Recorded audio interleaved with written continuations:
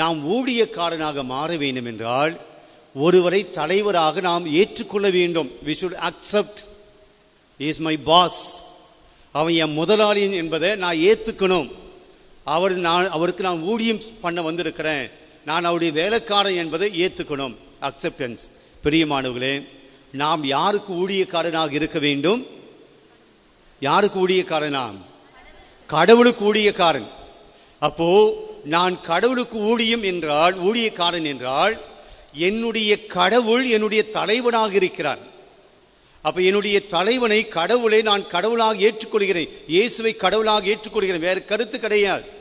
அப்போ ஃபர்ஸ்ட் இயேசு என்னுடைய தலைவன், இயேசு என்னுடைய பாஸ், இயேசு என்னுடைய முதலாளி, அவர்தான் எனக்கு எல்லாமே என்று ஆண்டவரை முழுமையாக நாம் ஏற்றுக்கொள்கிற போதுதான் நான் இயேசுனுடைய ஊழியனாக மாற முடியும்.